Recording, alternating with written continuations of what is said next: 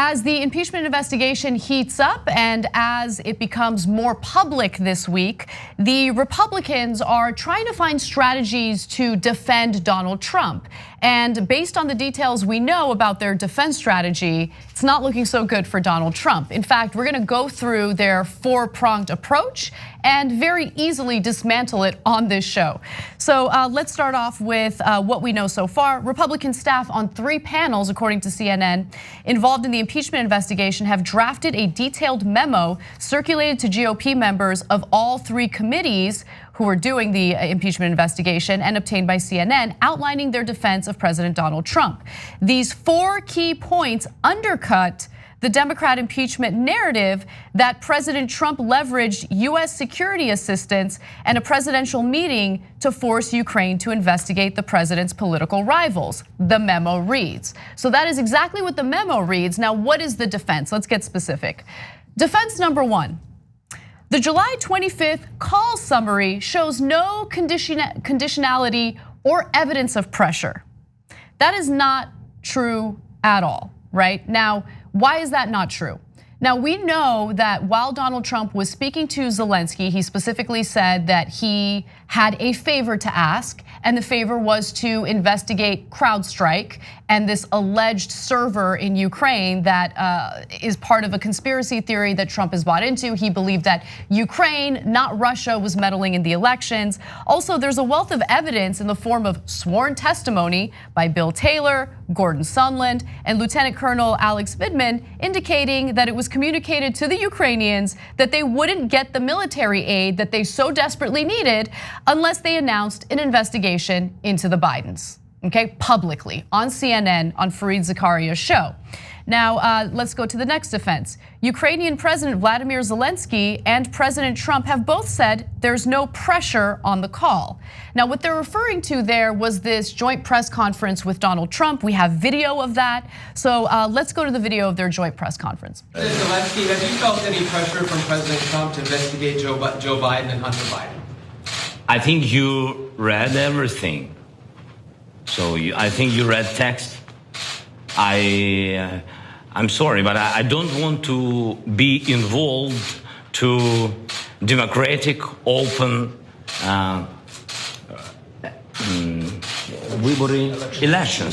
elections of USA. No, you heard that we had, I think, good phone call. It was normal. We spoke about many things, and so I think, and you read it, that nobody pushed me. Yes. In other words, no pressure. President Trump. Because you know what? There was no pressure. And you know there was, and by the way, you know there was no pressure. All you have to do is see it, what went on the call. But you know that. But you could ask the question, and I appreciate the answer. Okay, yeah, so that was a bit of a hostage video.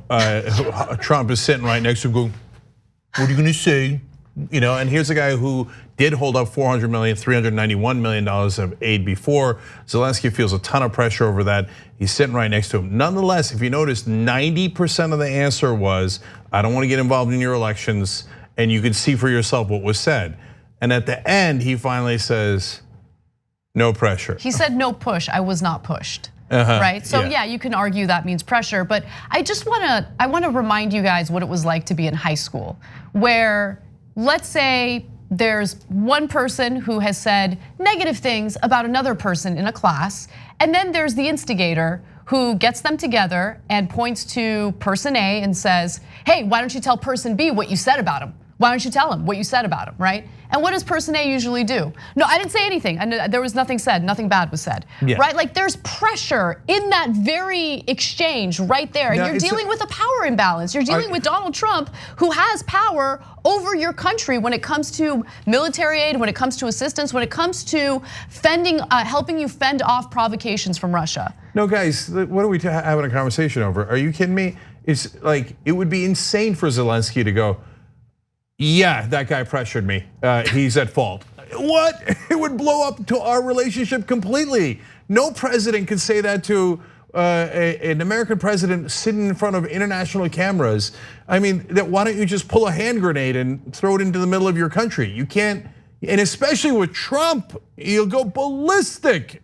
Right. And so No, that's absolute nonsense. What matters is what the Ukrainians are saying in regards to what actually happened. So the ambassadors are saying, yeah, they came and talked to us. Yes, they told us about the aid and etc.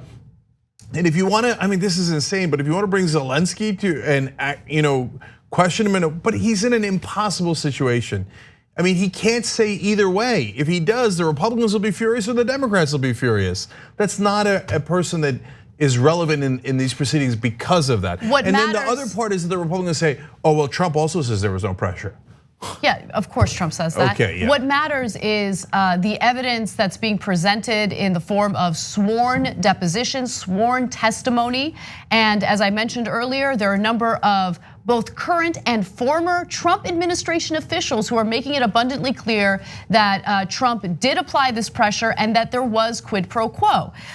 So let's go to the next defense. The Ukrainian government was not aware of the hold on US assistance during the July 25th call. That is untrue. Well, that's the most untrue. That is the most untrue, yeah. Demonstrably false. Now we have several different witnesses saying, yes, we told the Ukrainians were perfectly aware. As I told you yesterday, a State Department official, Catherine Croft, says that the hold on the military aid came, quote, very early on. She went on to say that the problem was not bureaucratic, the Ukrainians were told. Okay, so it's not a simple matter of red tape. It was, and the Ukrainians knew about it weeks earlier than previously acknowledged. No question about it, the Ukrainians absolutely positively knew at the time of the call that the aid was being held up. You could call it a talking point and we can sit here and debate things, but it's like debating whether 2 + 2 = 4. We know it as a fact. Well, and there's even more. I mean, aside from Croft's damning testimony, Donald Trump made the decision to put a hold on that military aid right before his call with Zelensky.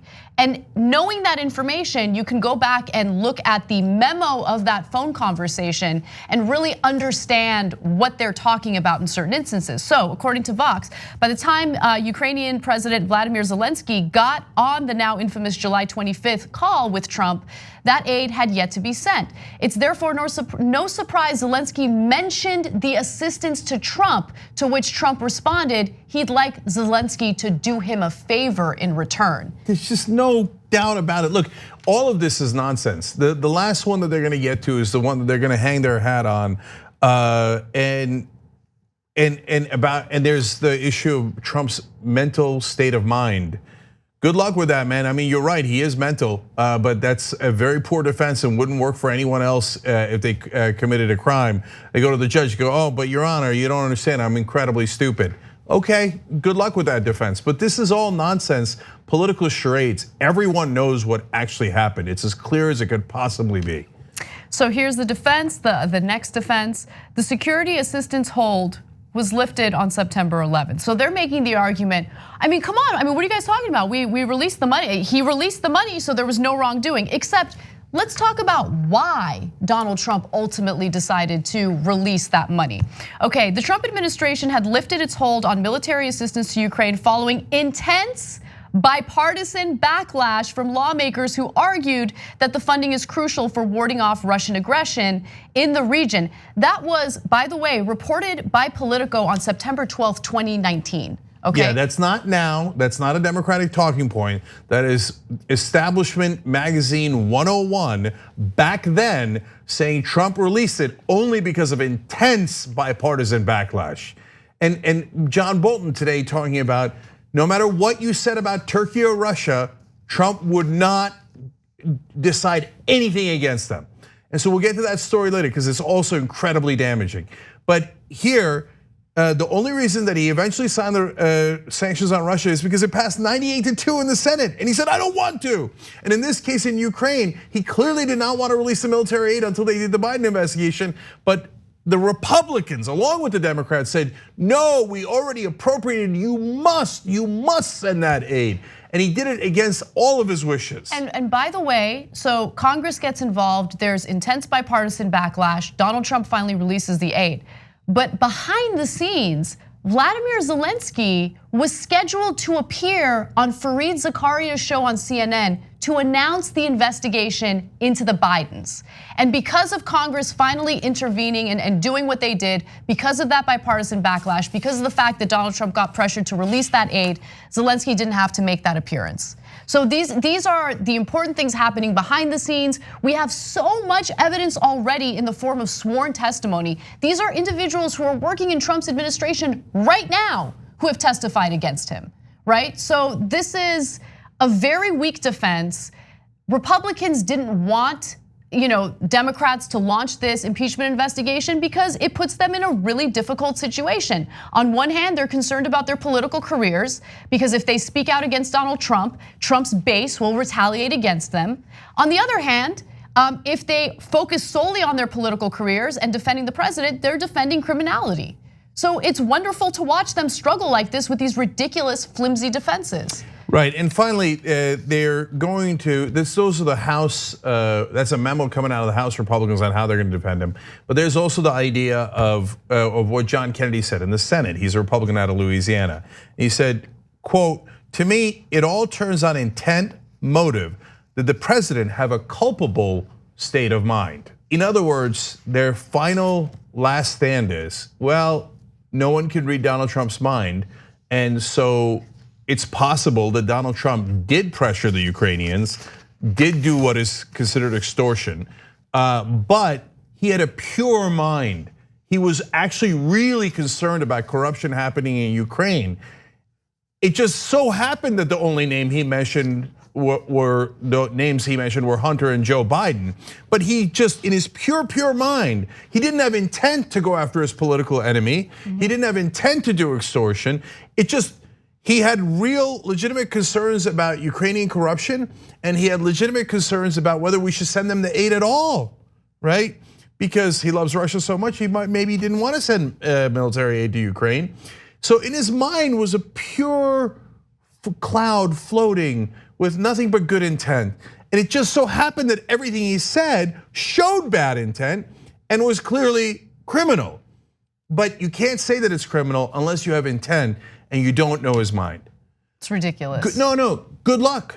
Good luck with that defense. So it's hilarious on several different grounds. Number one, if you made that defense in court and said, yes, now look, Your Honor, I did go into a bank with a gun and I did point it at the teller's head and I did ask for the money, but my mind was pure. Okay, good luck, brother. Good luck, okay? I didn't really have the intent to rob the bank. I just happened to do all the things that involve robbing a bank, right? You're not gonna win on that, that's insanity, okay? No, it's not gonna happen, okay? The second thing is, everybody knows Trump's mind, man. He spills his own tea every freaking day. Yep. So he comes in, he's like, I don't like the Bidens. I want them investigated by Ukraine and China. He says it on national TV. It's not hard to figure out. Because the guy's such an idiot, he can't keep anything secret. It's just non-stop verbal diarrhea. So do we know what was in his mind? Of course we do. But look, this is very ironic defense of the Republicans. To be fair to the Republicans, they got nothing. So they gotta make stuff up. They're like, what do you want me to do? The guy, it's the most clear crime I've ever seen in my life. They don't have to make things up. They could be principled, they could have a backbone, they could do the right thing, but they refuse to do that because to them, to all these insane cowards running around, people like Rand Paul, people like Lindsey Graham, for them, their political careers are much more important than doing the right thing in protecting this country's democracy and this country's constitution. So let that sink in for a second. The party that's full of people who argue they're constitutionalists, who want Supreme Court justices who believe in the literal interpretation of the Constitution, will not actually defend the Constitution when push comes to shove. 100%. And by the way, today, Biden again, I think the fever's gonna break for the Republican Party. Are you insane? Look at them, man. Yes, it did for Justin Amash and Will Hurd, and for a couple of guys who fled Congress. And even on their way out, they don't say, except for Amash, they don't say like he's definitely guilty. They're all like, and they either run for the hills or they stay and go, yes, Trump, my master, my Lord, my savior. That's right, whatever he says. Yeah, you want me to make up insane things and say things that aren't remotely true? Of course, I'm a Republican, I'll do it in a second. They aren't going to break on that. The only way that the Republicans break is if they think they're gonna lose their seats. Please, if you're in the media or if you're in politics, stop being a child and having discussions about, oh my God, will the Republicans stand on principle? Will they have the courage to do the right thing? What are you, seriously, what are you, a 3-year-old? No, of course not. There's slimy politicians. Of course they're gonna do the wrong thing. The only thing that moves a politician, 95% of them, because now we have 5% who are actually clean politicians, but the other 95%, the only thing that moves them is power. Do you keep your power or do you lose your power? Any other discussion by a reporter is childish and ridiculous. And please learn politics. And so, this constant discussion of what the Republicans are gonna do out of principle is insanity. Thanks for watching The Young Turks, really appreciate it. Another way to show support is through YouTube memberships. You'll get to interact with us more. There's live chat emojis, badges. You've got emojis of me, Anna, John, JR, so those are super fun. But you also get playback of our exclusive member-only shows and specials right after they air. So all of that, all you gotta do is click that join button right underneath the video. Thank you.